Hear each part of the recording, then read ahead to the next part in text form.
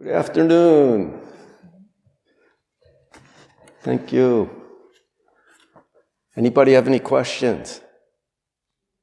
Most people have been here for a while now, some people just a few days. No questions? Everybody's fine. Oh. I was wondering, in the Japanese Rinzai tradition, they also use Kongans, like we do. But for them, they also use the Kongan kind of as the technique for their meditation. Sitting and asking, what is Mu, what is Mu? But in our tradition, we're kind of, from what I've been told, we don't like say with our Kongan. We mostly just maybe bring it up once in a while, but mostly we kind of work with it mostly only in the Kongan. So my question is, why is it like that? Why don't we use it as a technique and we kind of only keep it there in the room? Our teaching is correct Kongan practicing means a clear mind moment to moment.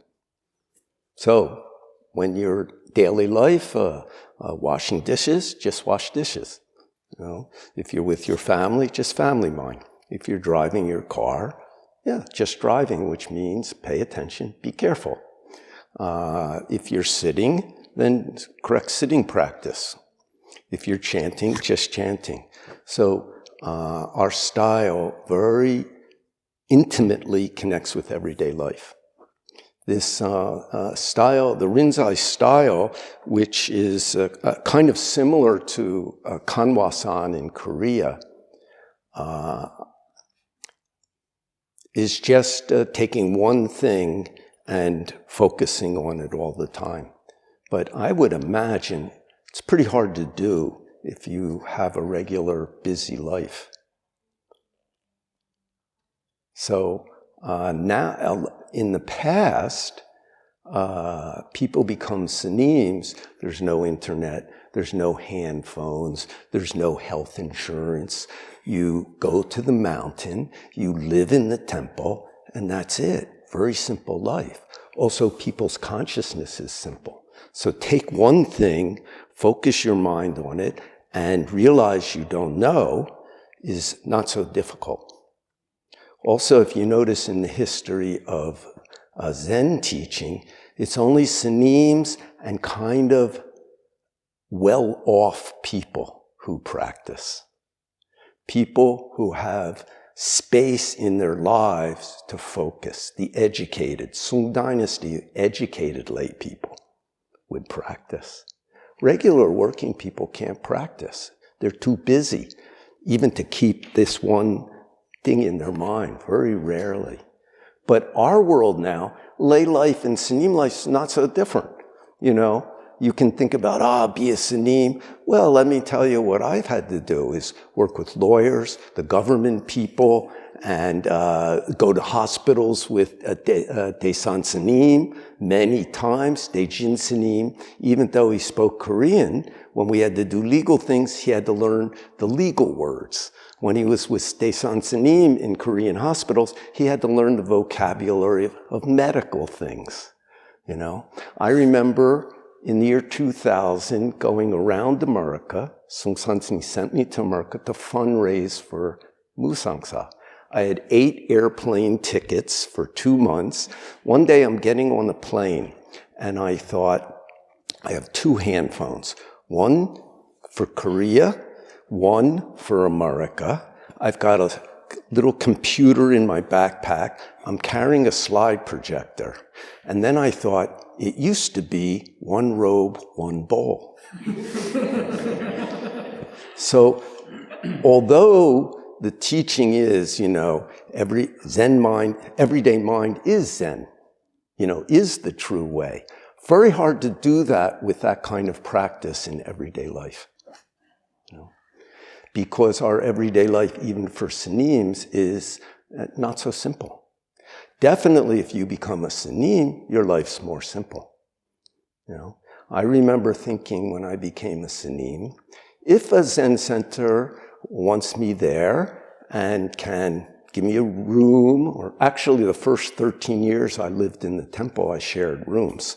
I think it was after about 13 years, when I went to Cambridge in 1991 that I had my own room. Even when I was a monk in Paris, I lived with 3 other laymen in a very small room. We made bunk beds and stuff. And it was a complicated life in a certain way. But I remember thinking, if a Zen center can, wants me there and can have a place and get some food, then I just practice hard and do whatever is my job at the Zen center. If the Zen center doesn't have enough money, which happened twice, first in Paris and once in Berkeley, those times I went out and I got a job. One time for 2 months, one summer, sanding boats, and I gave the money to the Zen center. And in Paris, 2 months in the first winter, I painted in people's apartments. And after that, the outside Sangha started to support the Zen centers more. And I thought to myself, well, if there's no Zen center or temple, and then worst thing is, maybe I just sit under a tree and die. Now, nobody wants to die. And, maybe no food, maybe somebody leaves some food, maybe it's too cold. But I thought, lots of people die of starvation every year. Lots of people freeze to death every year. All the time. Maybe I need to learn something about that. If that's my situation, maybe I'll be more compassionate in the future, You can do that as a sanim. I don't think you can do that as a layperson. Certainly not if you have a family. So being a sanim makes your life more simple so you can focus on practicing or taking care of a practicing place. Then maybe that style practice is possible. But if you're also very busy, even as a sanim or as a layperson, I think very difficult. Also, what's the point of focusing on one Kongan? To get don't know mind. But you can have don't know mind. You look at your kids. You must watch kids in public. I have this image of watching this woman in Korea in front of a museum. There was a big plaza. And she's got a little kid, maybe the kid's, 3 or 4 years old. It can walk. And the mother's going someplace and the kid doesn't want to go. So the mother turns around and is calling the kid. And the kid won't come. So the mother just leaves. And the kid runs after her. But what if you have 2 kids? One kid runs after you when you leave, but the other kid is like, okay, and goes the other way. So if you're paying attention, oh, this kid's like that, this kid's like that. And if you have that mind without getting pissed off or demanding your way, you learn how to deal with each of them. You get wisdom. That's also don't know mind. If you approach your life that way, you've got a boss you don't get along with. Well, if you have don't know mind, you start paying attention and you may see what you're doing, what their mind is like, and what you might do different, or how you created that situation, because they react differently to somebody else. Everyday life give you don't know mind. Our style with Kongans is all these Kongans, that didn't appear until 1,000 years or more after Buddha was born, after Buddha lived, Kongans. Before, everybody just had a big question. Life is suffering, what can I do? Buddha said, suffering comes from I. So, you must look, what am I? That's the basic root of practicing. What am I? And it's not theoretical, You can see it when the food comes and you don't like it. Why? Because you're thinking, my tongue is I. Or I don't want to get hurt physically. Or I don't want to get hurt emotionally. That's your I. So you really see, what is this I that I've made? And then look into it and see that it's just something I created. It's not necessary. In fact, it makes problems. for me and for others. Big problems, you know? So that's the root of practicing. And then there were many interesting interactions, so they became stories that later teachers used. Because the Kongans come from a book originally that told 1,700 stories. It was written in China around 1000 AD. And it was the stories of many of the masters from even before Buddha. I think the first couple stories are the Buddhas that came before Buddha, whatever that is. And then later, people took those stories and turned them into questions. And then teachers, really clever teachers, make Kongans. Everybody has hair on their head, some long, some short, some dark, some light. How many hairs on your head? That Kongan helped me deal with two of my father's friends who were giving me shit for being a monk. One day I answered that Kongan, and these two guys in front of my parents' house, a long time ago, around 1987, are attacking me for being a monk. And suddenly I realized how to answer them. Take the attack and curve it around and give it back. And I did that twice, and it just stopped them. They never bothered me again. I've talked about this before. I grew up Jewish, you know that, you're Jewish. And, you know, my father's old Jewish guys are saying, are you still Jewish? Are you still Jewish? And I said, look, come on, I grew up Jewish, I'm Jewish. I just don't celebrate the holidays anymore, and I like Buddhism, you know, but they're giving me shit. So finally I step back, pull my pants open, look down and say, yes, I'm still Jewish. And they are like, that's a weird answer, but they knew what it meant. Then they had a new attack, which is, you know, well, when are you coming back to the synagogue? And I don't like to box, but I like watching boxing. I used to, at least when Muhammad Ali was boxing, because he was a cool guy. But anyway, sometimes boxers will get down low, come very close, and hit you. So I thought, okay, that's what I got to do with these guys, you know? So I said, actually, I'm thinking about being a rabbi. And their reaction is great. One of them immediately says, don't do that, don't do that. It's a headache job. Everybody tells you their problems. And the other one says, they don't make much money. And I continued to see them whenever I visited my parents for 20 years. They never bothered me about being a Buddhist monk again. In fact, when they got older, they were really cool. You still doing that Buddhist thing? Yeah. You like it? Yeah, I like it. Oh, that's good. They give you some money? You get enough money? Yeah, that's cool. The old people were great. They didn't care what you were doing. Do you like it? Do you have enough money? You know, I used to think I could be like a hitman for the mafia. And when these guys got old, they were like, you good at it? You good at it? Yeah. They pay you enough? Yeah. Well, you know, there's some people who need to die, you know. So that's good. You like your job? Yeah. Good. Hey, you know, I need somebody killed. You're going to give me a discount, right? Family, friends. They dropped the whole thing. And I got that from Kongan practice. So all these Kongans deal because it's just everyday life conversations that happen to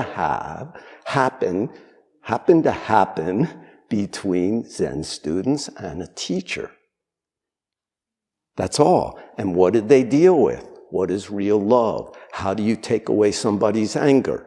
How do you fix a mistake? What do you do when you're attacked? Can you perceive cause and effect? You know, do you realize everyday life is the true way? You know, all this stuff. How do you not get hooked by opposites? You know, there's a story in China. Two monks go to visit this Master Beop An, and they're sitting in his room together, and there's these bamboo blinds in front of the window, and I guess they're down. He points to them. They understand, he wants them up. So they both get up, and together, one on either end, roll them up. Then he says, one got it, one lost it. So that's this Kongan's checking. Do you get caught by opposites? Which one got it? Which one lost it? If you avoid that, then if you're in everyday life and you're, in your late 30s and you go home and it's like, why aren't you married? You can deal with it. What's wrong with married? Not married. It's just opposites. You're married now when you're having a baby. Same thing. You can deal with those things. So Kongans, you don't need to use Kongan to focus your mind on don't know. You can, but that's not our style. If you're doing something complicated, why did Joju say moo? Maybe your two kids come up to you and they've got some big problem, they're fighting, and you go, why did your Joju say moo? Actually, most people here know, she's been interested in Zen since she was young, and her daughter, who's now 30, came and sat 2 weeks, and I was having tea with the two of them. And she was telling me, when I was 7 years old, I come in the kitchen and say, I'm hungry. And my mother would look at me and say, what are you? It's like, I'm your daughter, give me food. No, give me a clear answer. That's clear, So, she thinks her mother's full of but she likes practicing herself. Mom likes practicing, that's her problem. Okay? Yeah, so the style's different, that's all. But if you like moo, walk around, maybe you'll be walking down here, it'll be time to go to sitting, and you'll be so deep in the samadhi of why moo that you'll just keep walking until you walk in the stream. And then maybe you'll get it. Open your eyes, pay attention. Any other questions? Oh, you had a question. In the Heart Sutra, it is said that there's no attainment and nothing to attain. And the other verse is saying that all Buddhas depend on Prajna Paramita and attain Anantara Samyak Sambodhi. Could you please elaborate on that? It's a speech to catch you, trick you. Yeah, you got hooked. Caught a fish. One day somebody asks Ma Jo, what is Buddha? And he says, mind is Buddha. Or Buddha is mind. Then another day, and then this monk named Dae Mei, means a big plum or something. Yeah, big plum. Hears that, and he goes off to a hermitage and he practices with that. Buddha's mind, what is that? How can your mind be Buddha? What is mind anyway? So he's practicing. But another day somebody comes because they hear that Ma Jo teaches mind is Buddha, and they ask him, what is Buddha? He says, no mind, no Buddha. Take away all of this thinking, Then one day, he tells some student, I want to see how this Dae Mei is doing, So he says, you go over there and ask him. Then the monk goes over to the hermitage and finds Dae Mei and says, so, what's your practice? And he says, I heard Ma Jo say, mind is Buddha, so that's my practice. How can mind be Buddha? And then he says, our teacher doesn't teach that anymore. Now he teaches no mind, no Buddha. And then Dae Mei says, I don't care. Mind is Buddha is fine for me. And the guy goes back and tells Ma Jo. Then Ma Jo says, the plum is ripe. So that's a compliment. The guy believes in his own practice. And Dae Mei, I believe, becomes a Zen master later. So, mind is Buddha or no mind, no Buddha. These are all labels pointing to something that's beyond speech and words. Same thing. So, all the Buddhas depend on prajna paramita. Wisdom virtue, diamond sword that cuts off the attachments in your mind. Yeah. And somebody else says no attainment. And then later he says no attainment with nothing to attain. It's already you. So how are you attaining it? You just break through all this conscious, not even conscious, but mental ideas and attachments. So which one do you like better? All the Buddhas depend on prajnaparamita, or no attainment with nothing to attain? Both of them will kill you. Anybody else have any questions? Yes? In many Buddhist schools, I would say probably even most of the Buddhist schools, you become formally a Buddhist when you take refuge in rituals, but there is the ceremony or the refuge. But in our school, we don't really have it. We have precepts. Is there any reason why the Sasana is ended like this? It's all made up. That's all. So he made it that way. Maybe in Korea, does anybody know, do they have taking refuge? I mean, every day you do the Gehyang, that's taking refuge. You do it twice a day. So you're taking refuge all the time. Do you need more of a ceremony than chanting? It's a good way to get money, 2 ceremonies. We can make up a few. Maybe that's why our school doesn't have much money. We only have 1, the precept ceremony. We should make first you take refuge and you get a little something, a certificate, and you pay. And then a year later, after you've been a member for a year, you take precepts, you pay again, and then your monthly fee is a little more. And then 2 years later, you can become a dharma teacher, and your monthly dues are a little more. You should get an administrative job in the Quantum School of Zen. Can help more money come in. We don't even have membership here. We're stupid. We tried to figure out how to do it because it doesn't really work so well in Korea. I'm a member. Why do I have to pay for keto?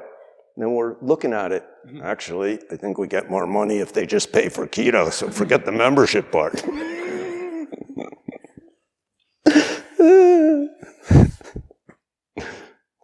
Amu Kwansen Boza. Today is what, the 16th? 18th? So great when you stay alone. I have a calendar just so I know what day of the week it is. It's like, shit, I gotta go back to Musangsa today. I thought it was tomorrow. So sometimes it's helpful to have those things.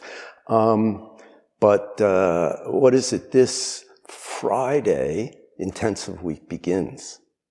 Yeah. I won't be here this intensive week except towards the end. I'll come and see who's still alive, who has not run away. Actually, intensive week is great. To me, it was always the best part of the retreat because, and what's intensive week is not that intense. I mean, you sit a usual schedule plus 9:30 to midnight. And we used to get up at 3, but now we get up at 4. So damn, you get 4 hours of sleep. Any more and you're just going to be thinking while you're laying there. The thing I liked about intensive week is, for me at least, I'd start getting too tired to think. I could still make my body walk up the steps and eat, go to the bathroom and put on my clothes. So I could do all that. But eventually, for me, I'd just be a little too tired to think. That was very nice. And our style is there's a break from 9 to 9:30 and then we sit again.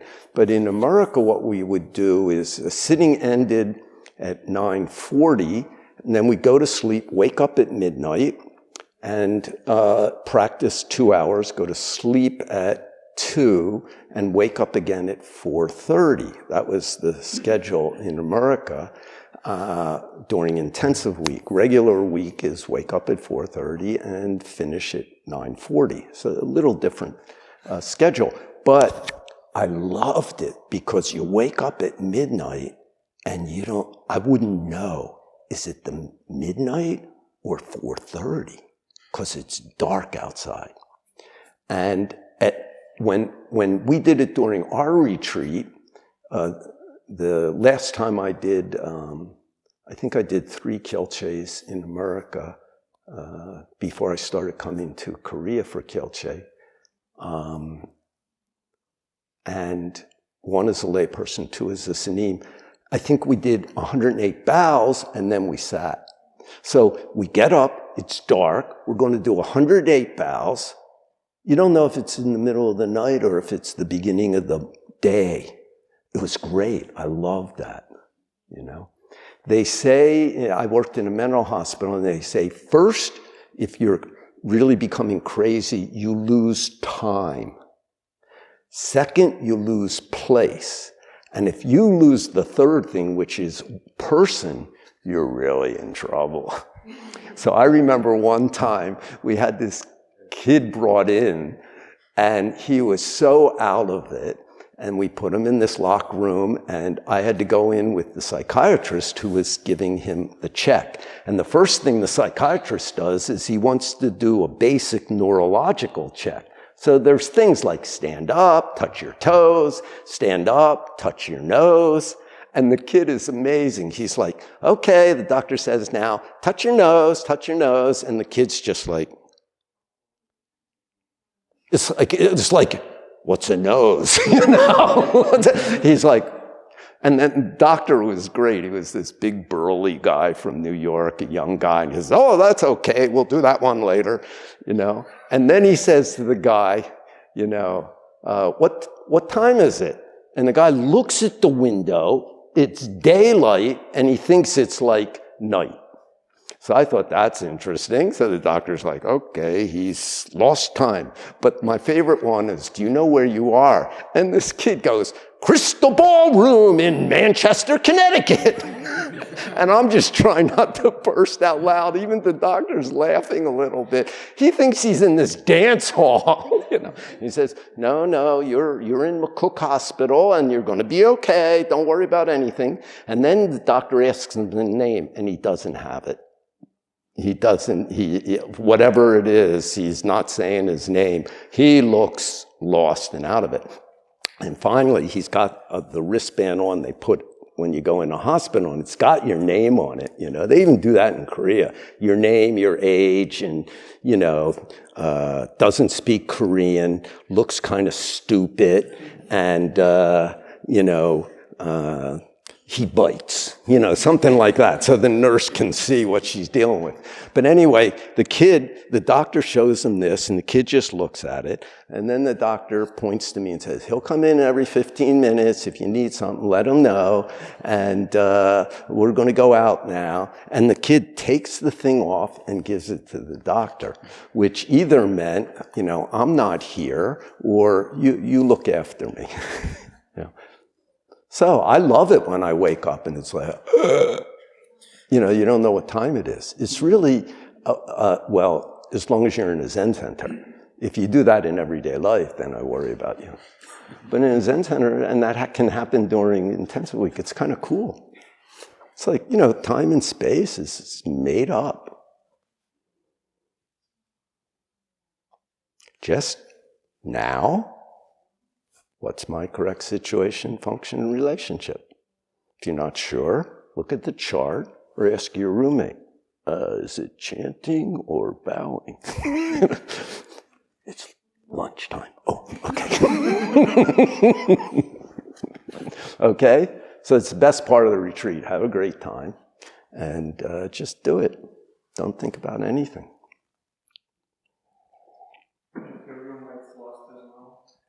What's that? What if your roommate's lost as well? Well, then you're lost together. Yeah. As they say, blind following the blind, together go to hell. Ask the cat. You know, the cats are very regular in my experience. Eat breakfast, go to sleep in the winter. I mean, I'm not around to check them, but they used to always, after they ate breakfast, wander around, probably go to their toilet, because cats are very particular about bathrooms.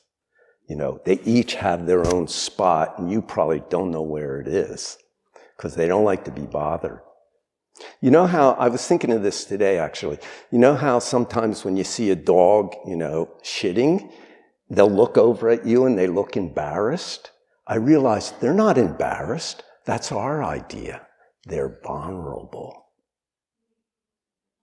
Any animal, when it's going to the bathroom, is vulnerable. It's easier to attack. You know, it's very hard for lions to kill giraffes. Their kick can kill a lion or break its ribs. But you know when they're most vulnerable? It's not going to the bathroom. When they go to drink water. Because they're so tall, they have to separate their legs really wide and lower their head. Imagine you're in a war and you have to go to the bathroom. You're out in the fields or in a forest. You pull your pants down, girls or boys, and the enemy appears. By the time you pull your pants up, you're dead. Okay? So, that's reality. I think that's why we don't like anybody coming in the bathroom. We turn it into an embarrassment, but it's actually the body's vulnerable. You know when moms say, or your aunt, emo, I could eat you up. If I was a little baby and could understand what she was saying, I'd be terrified. Because deep inside, they mean it. You know, mom cats will eat one of the babies if it looks really sick and she doesn't think she has enough milk for all of them. Lion fathers will go away and some other male will come and kill the lion babies so that the mom wants to make more babies with him. And we're not so different. We just make it more intellectual. That is I.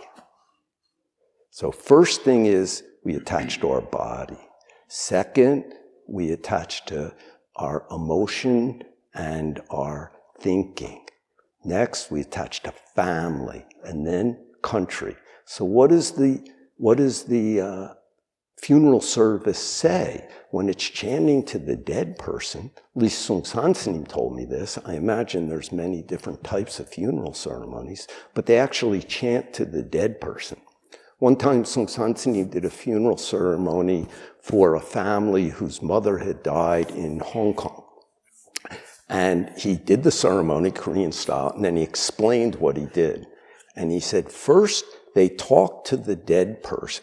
First they invite all the beings of the 6 realms, which include gods, demons, devils, hell beings, hungry ghosts, animals, humans, everything, to enjoy the food that's offered on the altar.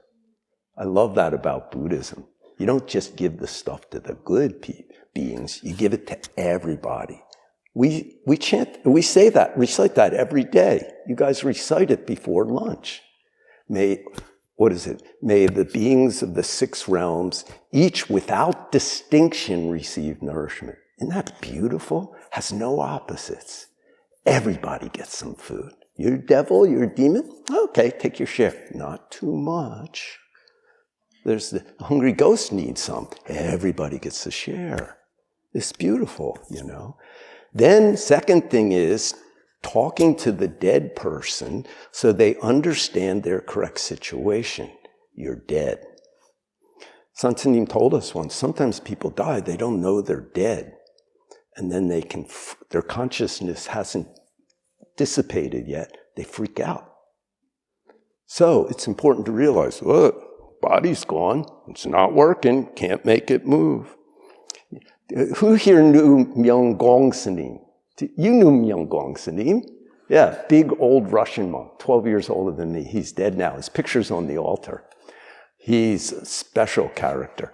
One day he comes up to me at Hwage-san and says, my mother died. I said, I'm sorry to hear that. You know, he was already an old guy. He said, I met her in the bardo.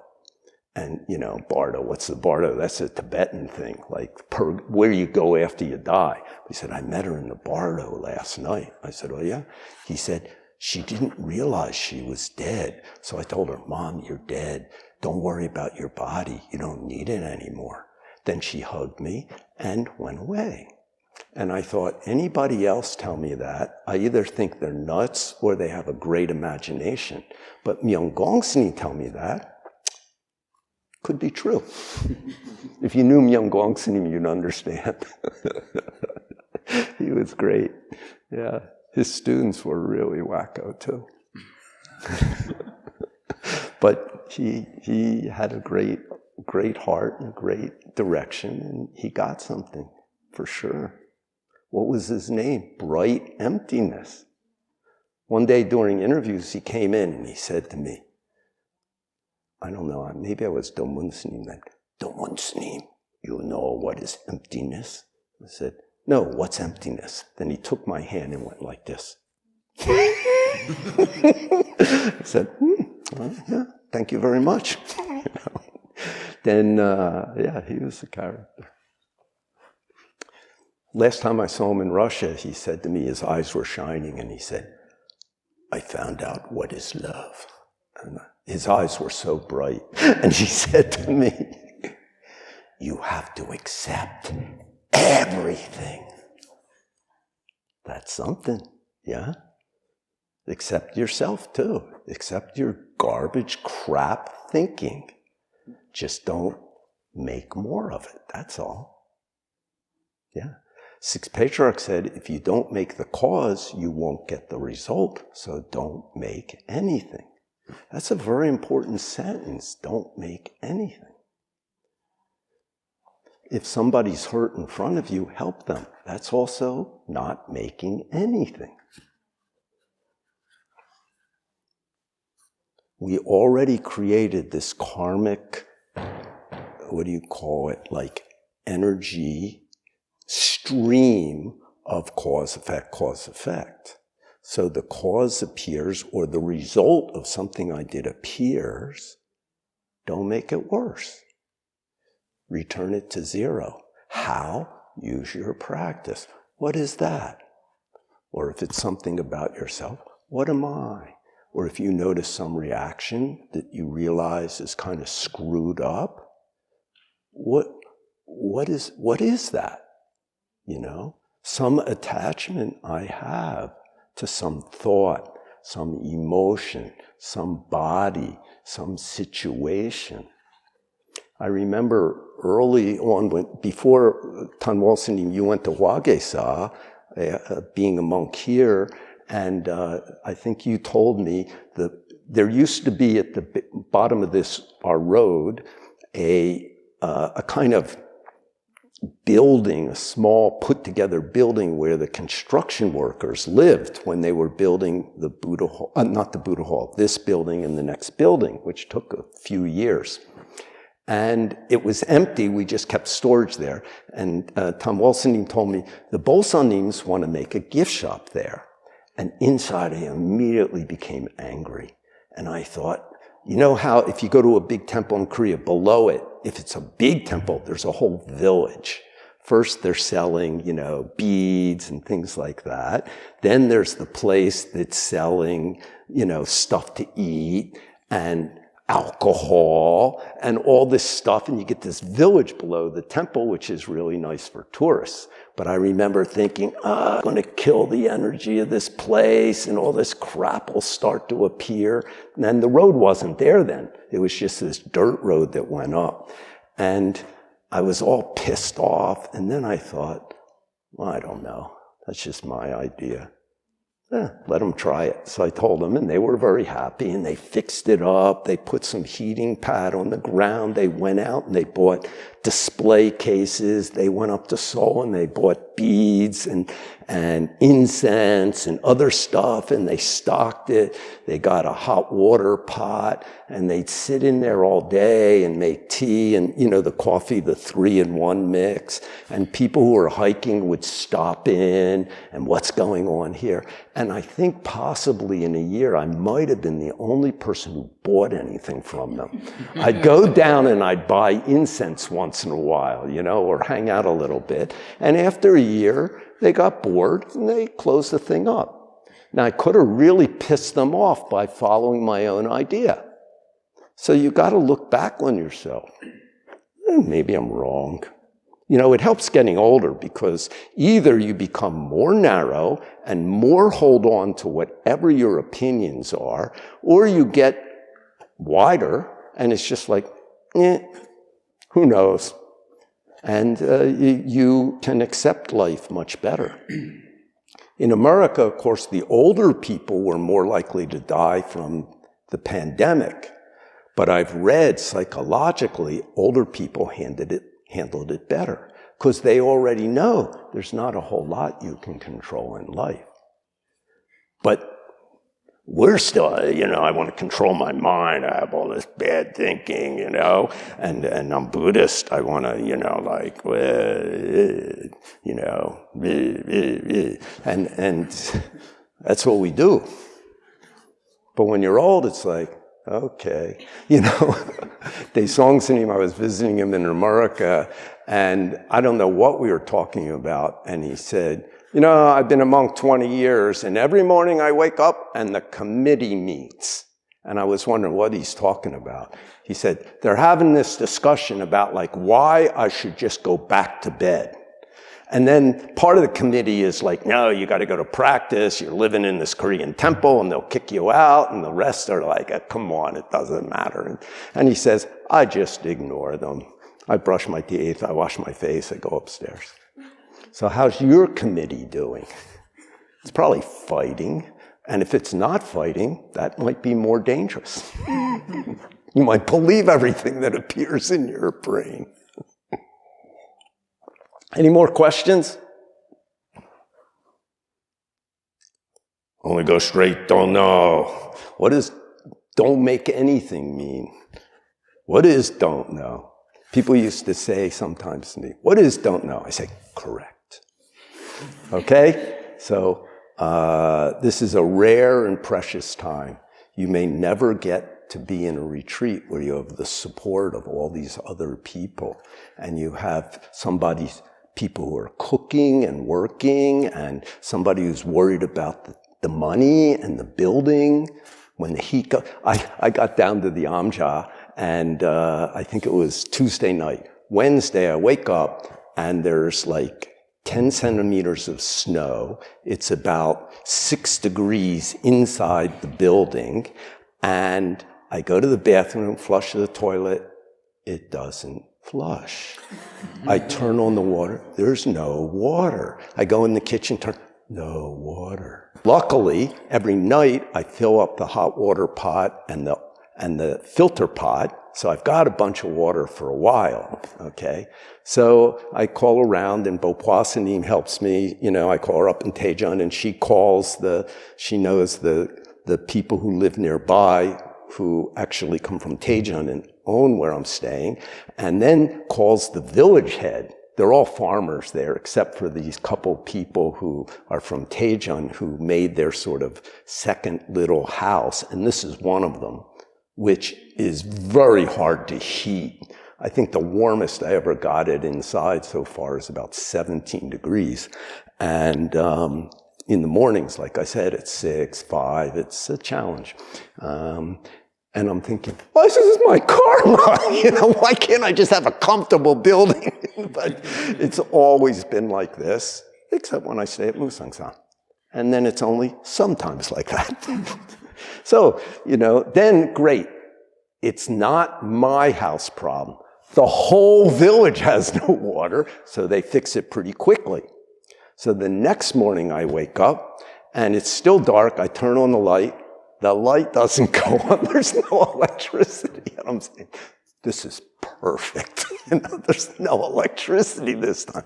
That is my house's problem, but luckily I find out and I go out in the snow and find the switch and flick the switch.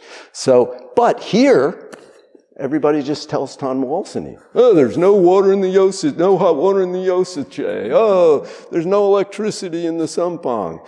You don't have to worry about it.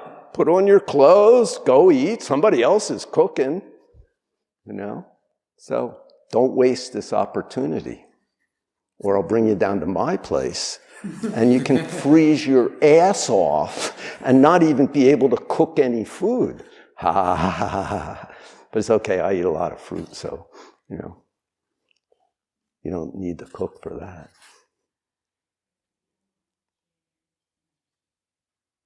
Do it. We all die soon. Maybe you die sooner than everybody else, okay? It's a good opportunity. What am I? What is this?